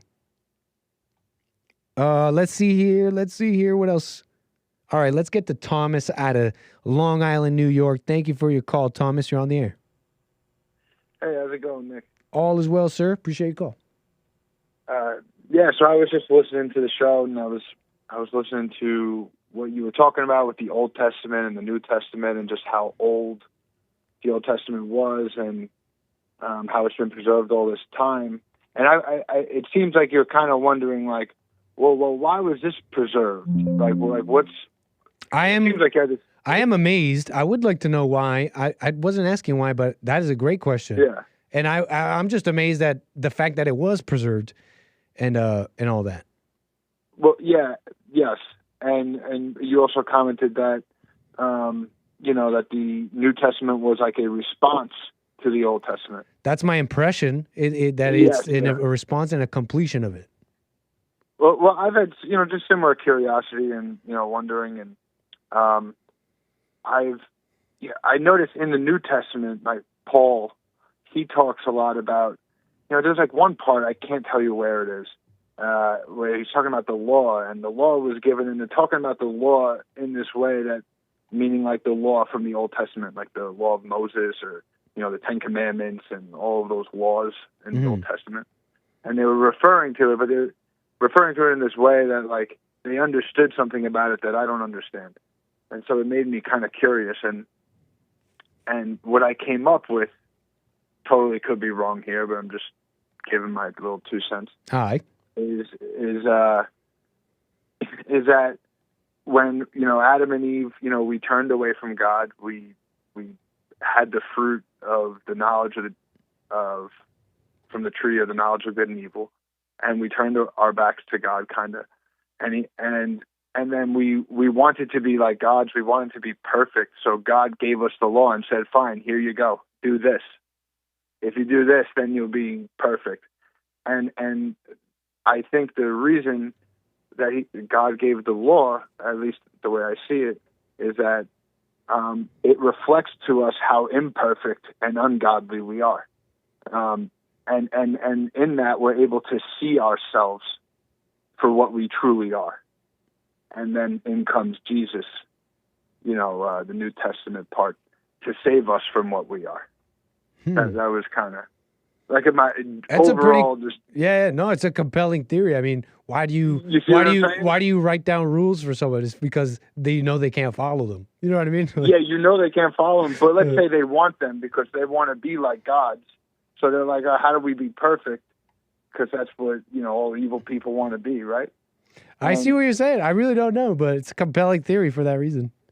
Yeah. I thought maybe you think it was interesting. Yeah. And I was just kind of, because, exactly. It shows you right away, well, you don't lie, don't do this. And then you find yourself doing all the things that you're taught is right, and you can't help yourself. Right. There's so many laws that you could read today. You'd be like, why would someone need to write that down? You really needed to tell someone that? But that's why you wrote them down, because they're crazy. Right. Like for me in my own life, right? Like when I'm trying to be the best person I could be, or I was trying to be the best person I could be, and I never measured up. I never reached that, standard I set for myself. And then, then I found forgiving. I found Jesse, and now I still try, but not in the same way. I try to keep my effort out of it as much as I could and not judge. I so relate. Can you describe your situation more a little? Not details or personal details, but I want you to just expand on that, because I think it's so true what you're saying, and what you're seeing about that, about trying to be measuring up. Oh, and, yeah. Could you expand maybe a little more? Because this is I could. This is Bond, man. This is the truth. Yeah, exactly. Interestingly, before I forgave, I thought that, because I would watch other people, and I don't know if what I was seeing was accurate, but I would watch other people succeed in things that I couldn't. Like I would see like a man act in a manly way, and I felt like I'm not like that. Like something's wrong with me. Yeah. And then I would think, I was, and I believed in God. I believed that there was God. And I believed that it was my job to deal with this problem, and God was judging me based on my ability to do it. Wow. On how well I could do it. So if I couldn't do it, then God's not happy with me. He's going to send me to hell. And if I could do it, then he'd be happy with me. Incredible. And you spent a whole life measuring up to that. Right. That was my whole existence was so, but I could never, so it was a constant failure, right? Like it was just a constant state of failure because I couldn't do it. And then funny thing is just, on that is then when I got married, I had a kid and everything in my fallen state. And I was like in a fight with my wife, and then it like turned into a fight with my mother somehow. So now me and my wife are made up, and now I'm going to fight with my mother, and I don't even know how it happened. Couldn't tell you. Wow. And I'm sitting there, and I see Jesse for the first time on TV say, he goes, well, you need to forgive, talking to John Zerka, it was on the Fallen State, it was like over a year ago. Totally. And he goes, what you need to do is forgive your mother. And I was just like, what the? The way it hit me was crazy. And I was like, I just saw it perfectly crystal clear. Yeah. Oh, I've been fighting with this woman my whole life. And then I went and forgave. But now I realized, tying back to what I was saying before, is that it's not my job to make it happen. God wants to help me do it. He wants me actually to not do anything about it at all. He wants me, it's none of my business what's going on spiritually within me. And that's God's business to deal with. And I just have to, kind of take a back seat and let God do his thing. Yeah, the only thing wrong was you were playing God. Yeah, exactly. The only thing you need to stop. Yeah. You were saying? Yeah, and the world judges you that way as well. Like the world makes you kind of feel that way too. Like it's your job, and if you can't do it, you're a loser, you're a failure. And in some aspects that could be true, but not the way they mean it. Right. Yeah. Thank you for speaking on that, man. God, that's what it's really about. You know, I love getting into my stuff, talk about Deepseek AI, Trump, and Gustavo Petro, Colombia. But I hope people see, the message behind it all, the one thing that's wrong with the world and everybody. And I'm just glad you're talking about it because, you're talking about, what I think is like a sort of miracle. You know, it's like people say they believe in God. You're saying you got this from God. You got this from, and really what you're saying is you got that from other Christians, other people. And that's what we end up doing our whole lives. We're living up to stories, moralities, and images of other people. And we call it God. Some of us call it God. And we think we're trying to live up to God. It's just an image of another person. And we can be free the moment we forgive and just turn the other way and pay attention to the inside. And our whole world is within. And that's the truth, man. Thanks for talking about it. Yeah. No problem, man. They're talking about the Old Testament stuff. So, sometimes that stuff is, it's very interesting. I try to, like Jesse says, try not to dive too deeply into it and try not to remember, don't look at it to remember. Mm-hmm. But sometimes I remember. Yeah, no problem. No, that'll I think that'll take on the right approach by itself too. Because now I study with total awareness. Yeah, true. And I totally drop, and I totally see things that are just dead ends to study. Rabbit holes and just stuff that, just stuff that it becomes obvious, like this is useless. Whatever. A lot of things have become uninteresting. Mm-hmm. Like they've lost their appeal. Like since I've forgiven, it's like certain things because I don't want to entertain a lot of things in my mind. I'm trying to overcome my mind. Right. And so I used to feed myself with all this intellectual knowledge all the time. And now I'm less, I kind of stay away from it. And then I feel like sometimes like I'm kind of bored. What do you do with boredom? What do I do? I work, I train, and I just sit with it, kind of, to be honest. I got to do more of that. What is that? Just sit with boredom. Yeah, I just sit with I don't have much of a choice. I mean, True. Interesting. I just sit with it. Yeah. Right on, man. Well, a pleasure to speak with you, Thomas. Call me again. Anything else you want to say before I let you go? No, just that definitely forgiving is the move, and yeah, man. Thank you, Thomas. Thank I just you guys. Please finish, please. No, thank you guys just for putting out the message, and somebody over here heard the algorithm got to me, and it helped. Hey, let's go, man. Take care, Thomas. Yep, take care. All right, y'all. I gotta go. Go. I should have gone 5 minutes ago. Punchy TV is coming up. Don't miss it. Punchy TV, new episode of Punchy. It's gonna be great. Punchy TV network. It's on YouTube, or you can watch it on punchy.tv. Folks, I'm out. Let me do it right away. Take care. See you tomorrow. Watch us on Punchy. Bye now.